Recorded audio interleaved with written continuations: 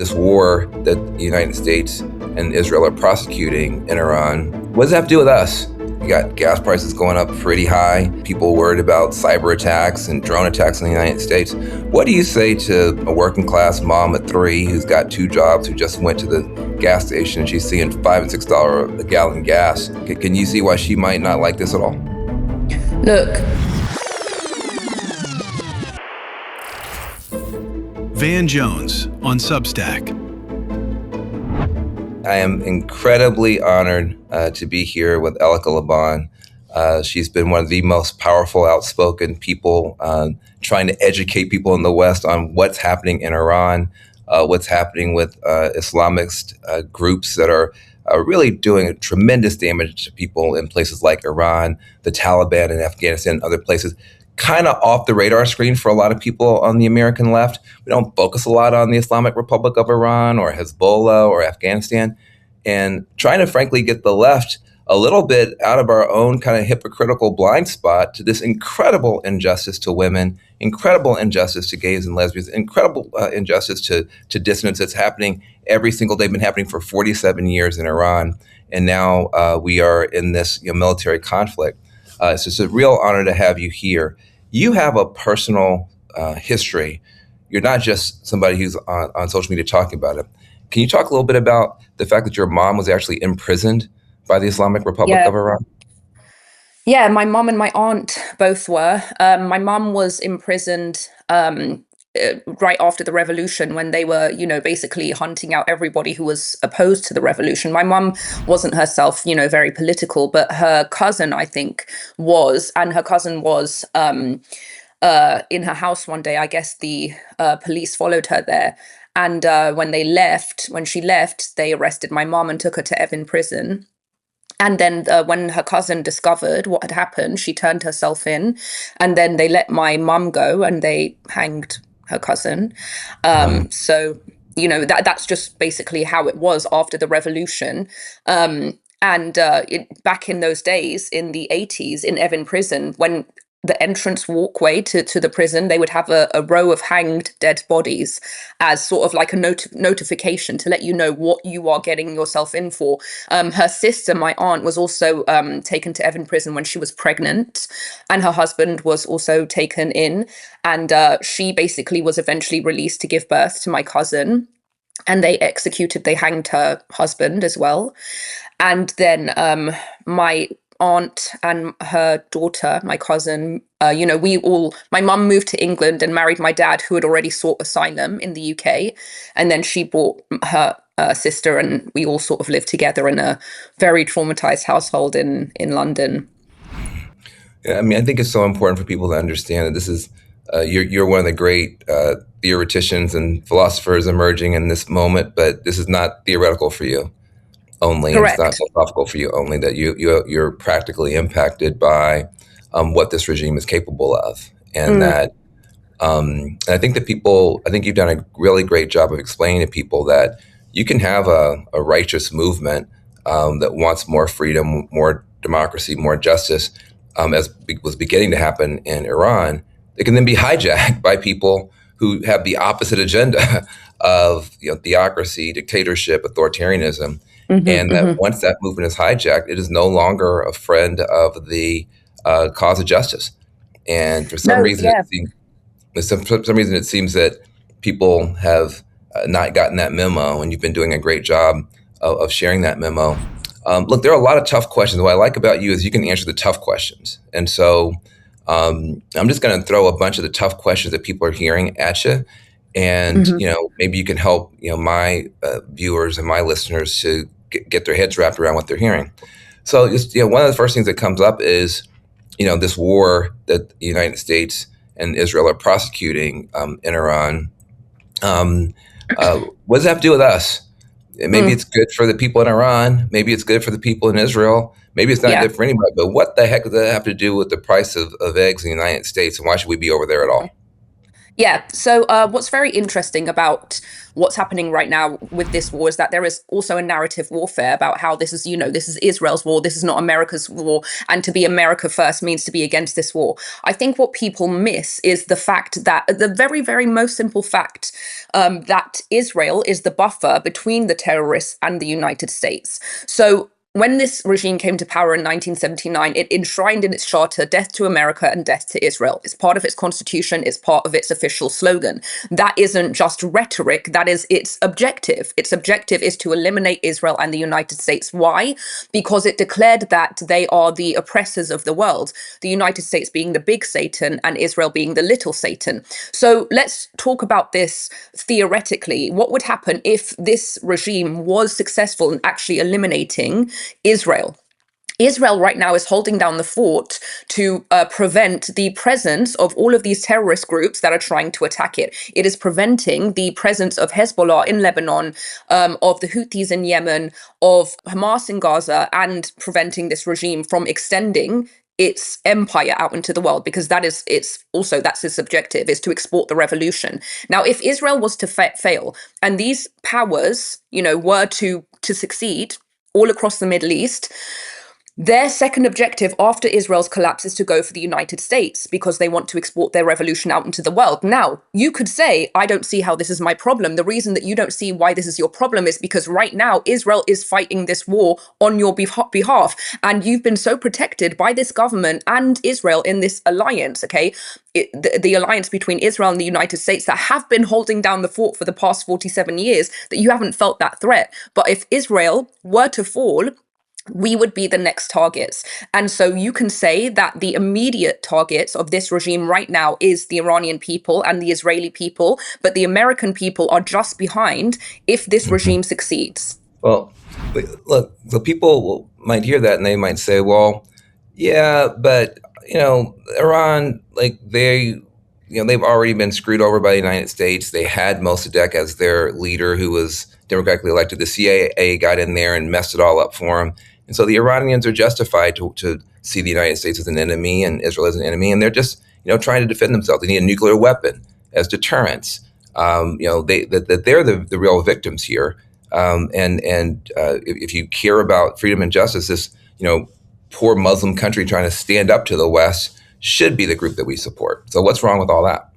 So what's really funny is that 1953 failed coup that they talk about, the mullahs were actually a part of that coup. Do you think that the mullahs wanted Mossadegh in power? The Mossadegh was on the left, they were on the far right. that was their natural enemy. So that they actually collaborated with the CIA to help remove Mossadegh. So then you want to tell us decades later that the mullahs were so upset about that coup? No, they took part in that coup.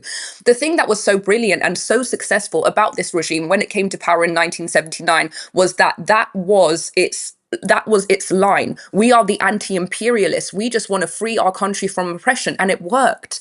But guess what? After 1979, when this regime hanged with immediacy all the leftists that brought it to power, guess what? That's when the Iranian people woke up and saw, oh, that whole thing about being anti-imperialists, that was a lie to hook us to help them come into power. And then, naturally, what happened is that we saw this regime enact the very imperialism that it claimed to be against, the very empire building that it claimed to be against, sending out its proxies into all parts of the Middle East, Syria, Iraq, Lebanon, Yemen. How is that anti-imperialism? And so over time, the Iranian people learned that all of these narratives, oh, we're just against the coup that the Americans did, we're against imperialism. The Iranian people learned, no, you are the imperialists, you are the liars. And this narrative, it has been destroyed because of real life experience by the Iranian people. But unfortunately, it still remains in the West because they haven't felt the impact of that fabrication. No. Well, let's just kind of bring it up to the present day then. Look, there were talks before the United States and Israel launched these strikes. There were talks in Geneva. The Iranian regime was, putting up concessions they'd never put up before. They said zero stockpiling. I mean, what do you say to people who say that, they were at the table, they were making concessions, and then the United States and Israel just blew up the whole table? I say, did Osama bin Laden have a nuclear bomb? No. So how did he reach you? Well, through airplanes and stuff. Through creative ways, right? So we don't need to wait to find out if they actually get a nuclear bomb to reach us. They find creative ways to reach you and to destabilize you, whether in the region, whether it's the US's presence in the region or directly hitting you. For the past 47 years, it's true, we have tried diplomacy with this regime, but the only thing that diplomacy has brought us is actually strengthening the regime. It's actually emboldening and empowering the regime because it's treating it as a legitimate state actor. It's incorporating it into the global community, and through doing that, it's strengthened its networks, and it's put this regime in a position just like how we were with the Nazi regime, where the more they legitimized them, the harder it became to remove. And so, okay, we could keep trying and doing more diplomacy when this regime has made it clear through its words and its actions that it will never stop until it eliminates its enemies. How much longer are we going to continue to wait to find out what they're going to do next? And do we want to wait for them to find creative ways to keep injuring the United States and its allies, much less the Iranian people that it's been butchering for the past 47 years? Well, so in some ways, from your point of view, maybe the nuclear talks were a little bit of a ruse, like just kind of like keep them talking while Trump moved all the boats, moved the whole armada over to the other side of the world. That there was nothing from your point of view that the Iranians could have offered at the negotiating table. You think that they have delegitimated themselves and need to go regardless? I think probably by the time it got past October 7th, by the time everything had been escalating in the Middle East, after the 12-day war, I do think by that time there is very little this regime could do to sort of redeem itself. And I think that's the correct position, to see this regime as irredeemable. Well, I'm going to talk about whether you think it's likely that this regime is going to fall or wind up just being an even stronger, more pissed off and virulent strain of the same thing. But, in the short term right now, you got gas prices going up pretty high. You got, people worried about cyber attacks and drone attacks in the United States. What do you say to, I don't know, working class mom at 3 who's got 2 jobs, who just went to the gas station and she's seeing $5 and $6 a gallon gas? Can you see why she might not like this at all? Look, of course, I understand why who likes war? That's why I think, the whole sort of anti-war thing is such a redundant position, because I think every human on earth is anti-war. It's never something that people want or enjoy. And yes, there are sometimes sacrifices, such as the oil prices, and other ways that our lives are complicated by this war. But I think ultimately it's about the bigger picture. It's about, where does this take us down the road? And down the road, if you are talking about, our lives here in the United States, keeping Americans safe in the long run from the threat of this regime, and from the US government having to constantly be implicated in these Middle Eastern wars and spending even more taxpayer money down the line, I think it's one of those things where it's a deferred gratification. Is that what it's called? Something like that. We suffer a little now, but it's better for us in the long run. Even if you make the case for intervention in places like, frankly, the United States had intervention to get free from Britain. The French and the Spanish helped us get free from Britain. The whole world intervened in Japan and Germany to deal with those fascist regimes. So you can make the case for intervention, but you do need certain conditions for the military intervention to pay off. In South Africa, there was a government in waiting with Nelson Mandela and the ANC. In this case, it seems like the regime has been pretty brutally efficient in wiping out and liquidating any opposition. So maybe we're paying more gas now just to have a worse regime later. What makes you think that this regime is going to fall when there's no organized political opposition in the country, no armed political opposition in the country, and 100,000, 200,000 armed people that are theological fanatics? They're not likely to become Western style Democrats on Thursday. No, I think it's a very legitimate question, and The answer that I would give you is that I don't know, actually don't know. And I think that's the really the concern with war, isn't it? It's always rolling the dice. You really never know what you're going to get on the other end of war. It could be a total disaster, or it could be a success, or it could be both. It could be disaster that leads to success. So I think what we would really need to see for this war to actually be a success is there's three components to regime change. You need the strikes on the regime bases, which is what we're getting with this war. You need the uprising of the people, and you need defection within the ranks. So in terms of, okay, we've got the war that's covering the strikes on the bases.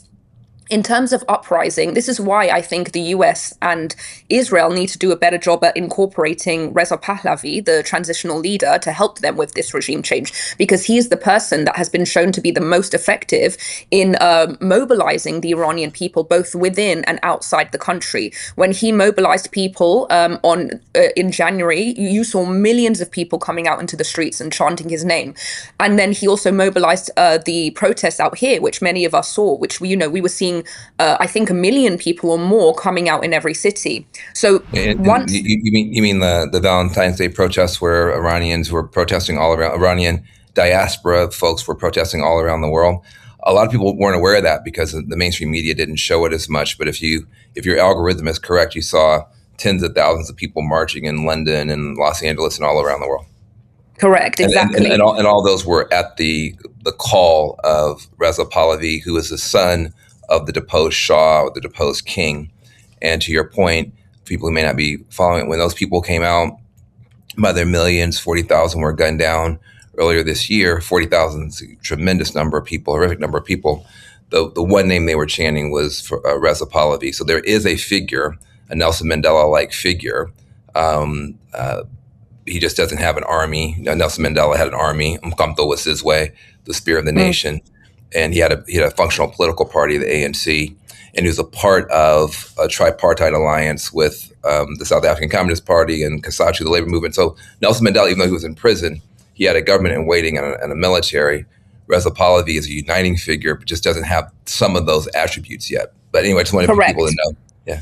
So yeah, and that's why defecting from within the ranks is going to be just as important, because if you can't, create an army behind the transitional leader, you can weaken the army that we're up against, right? And so he's actually been shown to be very successful at convincing people within the IRGC to defect. And what we have to consider is the fact that right now the IRGC and everyone in its ranks is operating out of some type of incentive structure, whether it's power, whether it's money, and what this war and just for my viewers who may not know, so the IRGC is like the armed, most hardcore armed component of the Islamic regime that is running Iran right now. So these are the tough guys, the people with the big guns and no respect for human life, that have been terrorizing this country for decades now. Correct. So within Iran's system, there's the supreme leader, and then there's an army that's only designed to protect the supreme leader, which is the Islamic Revolutionary Guardian Corps. That's called the IRGC. So the supreme leader actually has his own army. And then you have a national army, which is called Artesh. So like we have an army that is designed to protect the people. So there's actually two forms of power structures here, and one army is just for the existence of protecting the supreme leader. So you can see just how sort of theocratic this style of governance is. So anyway, the whole point is that once you remove the incentive structures for the IRGC to remain in power and start to shift those incentive structures to taking part in, or either offering immunity, because right now what's happening, these people are liable to be killed, or taking part in some type of new structure. Those are the ways that, and essentially it goes back to Reza Pahlavi being the person to draw up those conditions that can entice people to defect from those ranks, so that that government is so significantly weakened that when the people do rise up in the streets, they can overthrow this regime. And that's the sort of trifecta that we're going to need for regime change to actually be effective post-war. So, do you understand? So, look, I can point to examples where intervention was helpful and good, including World War II itself. But there are a lot of examples where it backfired. People talk about Libya, they talk about Iraq, they talk about Afghanistan, and these are fresh, in living memory traumas to the American people, these so-called forever wars. In fact, part of Trump's great appeal was running against those very wars and those very disasters and attacking the political establishment left and right for allowing those things to happen. So can you understand why this is a very unpopular war? I mean, right now, your cause is hanging on a very unpopular president down to 36% support. And the war itself is even less popular than the unpopular president. Can you understand why people would be dubious about your trifecta coming to pass? Yeah, I mean, look, war, as I said, war's never popular. I think even the most rational wars have always been met with a fair degree of a lack of support, because war is war. It's always horrible.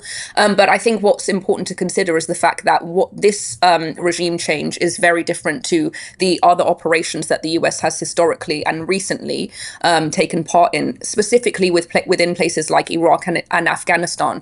And the difference in these places is that in Iran, there's already a nation state. There is an inbuilt nation state that goes back thousands of years. A regime change would really just be switching out one system, one leadership for another. When you talk about places like Iraq, for example, which may have, thousands of years old history, Mesopotamia, the cradle of civilization, Iraq as a nation state was very new. It was created in the 20th century during the nation building era. And so when they attempted regime change in Iraq, it wasn't that they just wanted to overthrow Saddam Hussein and bring in another leader. They had to build a state. They had to build a nation. They had to build a new government. And that was a basically impossible task, especially with a foreign imposed government.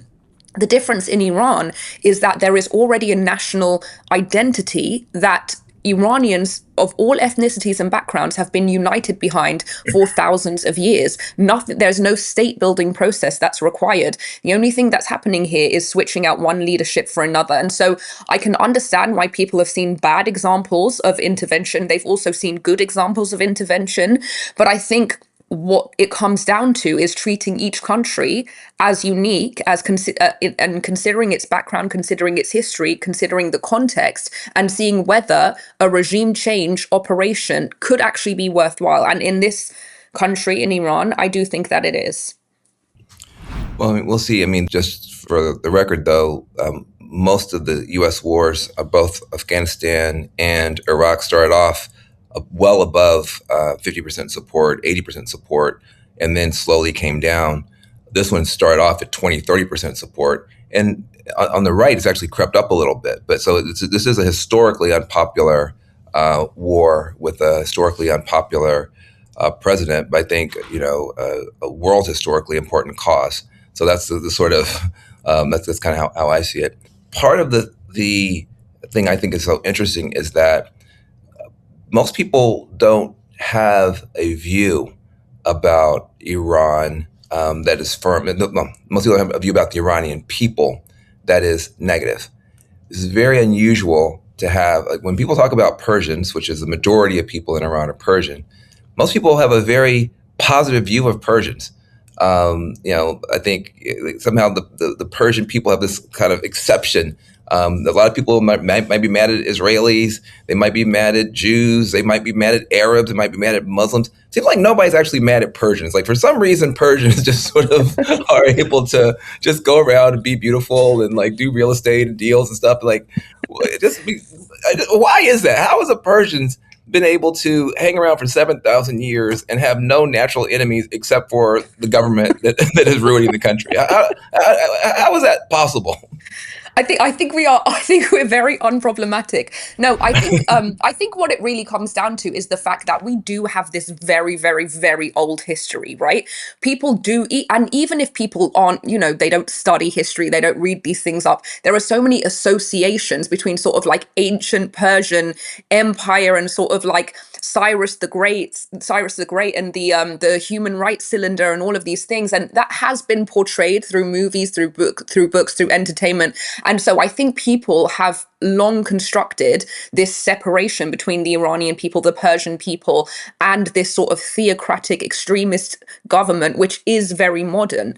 I think the other part of it And I come from London, as in I was born and raised in London, and I unfortunately, I do think that there's a high degree of anti-Semitism in London. I mean, there's anti-Semitism everywhere, but I really felt it growing up in London. The things that people would say about Jews. But I didn't really know any Jews. I didn't know any Jews, and it wasn't until I moved to LA. But anyway, I think what I'm trying to say is that once you meet people from a certain community, you can humanize them, right? You get to humanize them, and you can be like, oh, all of this propaganda against this community is totally false. And I think Persians, Iranians have sort of incorporated themselves in many different communities around the world. And unfortunately, I think, Jews are such a tiny minority, for example, that there's many places in the world that people go and they've never met Jewish people. And I think that's why anti-Semitism has a better chance. But I don't know. Well, I don't know why Persians are loved by everybody, but that is your biggest secret weapon, is that people are mad at black folks, people are mad at everybody. Nobody's actually mad at Persians. It's just that you've got a terrible government that's been ruining a country for half a century, and you are an incredible champion in trying to reverse that harm. I love our friendship, I love our partnership, and I love you being on my Substack. We'll see each other again soon. And thank you so much for supporting me and the Iranian people. Happy to do it. Van Jones on Substack.